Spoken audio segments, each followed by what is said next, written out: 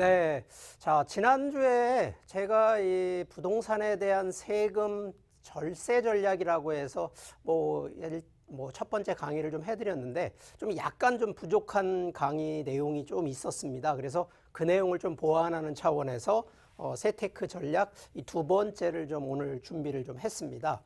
자, 우리가 기본적으로 부동산 하면 가장 이슈가 되고 있는 부분은 이 정부의 정책, 이 정책 중에서도 이 규제 정책이냐, 세금 정책이냐, 완화 정책이냐, 공급 정책이냐에 따라서 부동산 시장이 상당히 지금도 보시면 이런 시장의 흐름들이 오르막 내리막을 계속 반복을 하고 있는 과정이거든요. 자, 그런데 과거 2017년도에 부동산 규제 정책이 시작되면서 6.19 정책, 8.2 대책, 기타 중간에 많은 정책이 있고 9.13 정책, 그리고 지금 현재까지도 규제 정책들이 추진되고 있는 과정이다 보니까 자, 우리가 상식적으로 이러한 규제가 되면 다른 규제도 있습니다만 이 가능하면 이 세금에 대한 부분들, 특히 양도세라든가 종부세 이런 부분들을 많이 건드리게 되어 있는데 과연 이런 부분들을 그냥 몸으로 다 막고 계시냐? 그럴 필요가 없다는 거거든요. 그래서 그런 부분에 대한 절세 방향에 대해서 오늘 한번 전략적으로 제안을 좀 해드리도록 하고요. 지금 12월 달, 요번 달부터 또 지금 약간 내년 대선을 겨냥을 해서 정부에서 가고 있는 것이 바로 이 세금에 대한 일부지만 완화를 지금 하고 있는 과정이 보이고 있습니다. 자, 그래서 그 첫 번째 내용을 좀 보게 되면 자, 일단 양도세에 대한 부분 지난주에도 제가 여러 가지 절세 전략에 대한 내용을 좀 말씀을 드렸는데 일단 양도세는요.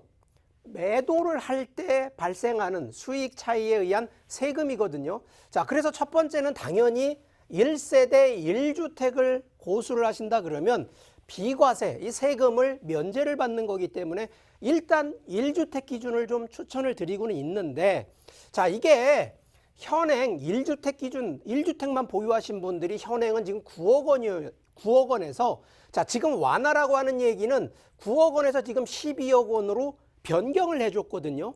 자, 양도세는 12억 원까지고 종부세, 종합부동산세는 1주택 기준이 11억 원까지 완화를 시켜줬어요. 자, 그런데 1주택의 조건이 일단 2년 보유를 일단 하셔야 되는 게 원칙.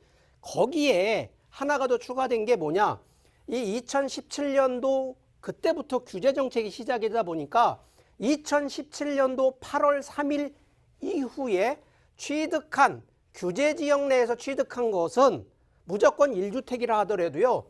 2년을 거주해야 되는 조건, 이 두 가지 조건이 만족을 해야 됩니다. 물론 2017년도 이전에 매수하신 거는 거주 조건이 없기 때문에 큰 문제가 없는데 혹시라도 현재 기준으로 4년 이내로 매수하신 이런 규제 지역 내 주택 같은 경우에는 이런 조건들 그러다 보니까 1주택 안에서도 요 금액이 완화가 되니까 실제 11억 원 정도 되면 1주택으로 해서 이제 비과세, 세금 안 내도 되는 부분이 있고요.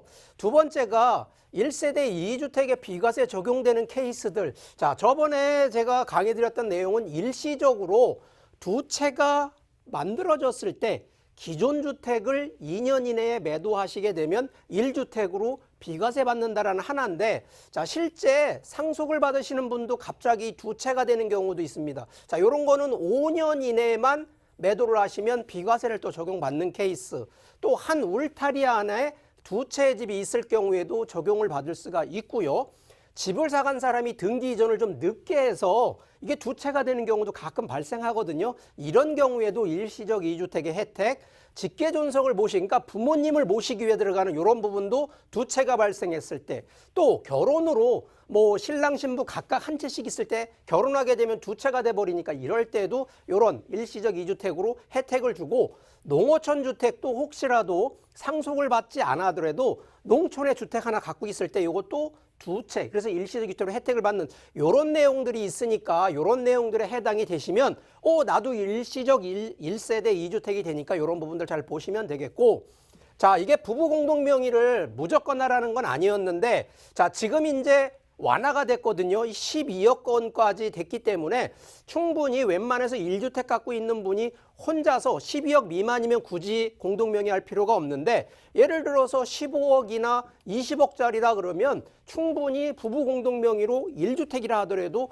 공동명의를 해놓게 되면 인당 세금이 6억까지 혜택이 되기 때문에 기본적으로 세금에 대한 세금을 비과세 받는다는 얘기를 드리는 게 아니라 세금을 많이 줄일 수 있다는 점을 꼭 강조드리니까 이런 점들 반드시 양도소득세 전략을 이해하시라는 얘기 드리고, 자, 증여에 대한 얘기, 제가 지난주에도 증여에 대한 얘기는 이런 부분으로 증여 빠를수록 좋고 현재보다는 미래가 더 커질 수 있는 거를 먼저 줘야 되고 가능하면 분산해서 20% 미만을 줘야 주택수 안 따진다는 얘기도 드렸고, 또 부담부 증여 고려하고 규모가 클수록 회사를 통해서 증여를 하라, 이런 내용을 드렸는데, 자, 이런 내용으로 잘못 오해하시는 분들이, 자, 좀 전에 얘기했던 1주택 비과세 받듯이 증여세도 나도 비과세 받는 거 아니냐, 그래서 증여세를 세금을 안 내시려고 하는 분들이 있습니다.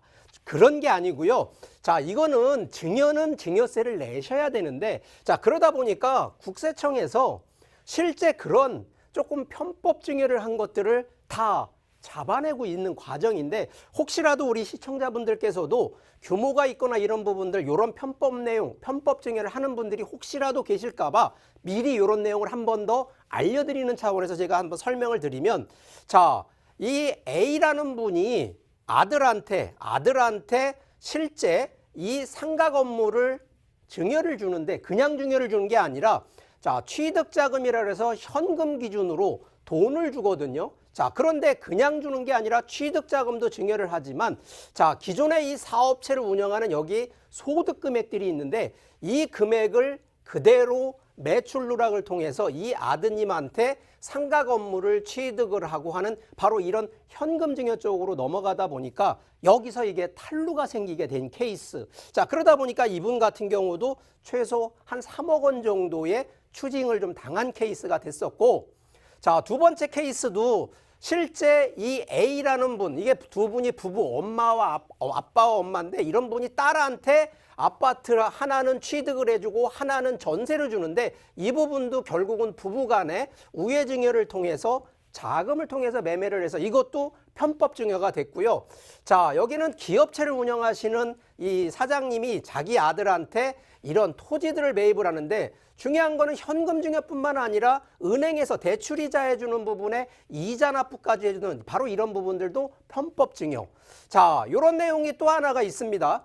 실제 아버지의 동생을 통해서, 자, 이게 직계존속은 아니거든요. 그러니까 삼촌을 통해서 부동산 취득자금과 이런 부분을 바로 아들한테 증여를 하는 거예요. 실제 아버지가 현금 증여한 케이스가 아니라 바로 이런 삼촌을 통해서 이런 부분들을 하다 보니까 결론은 암만 직계존속이 아니라 하더라도 이런 부분이 결국 편법 증여로 됐고요.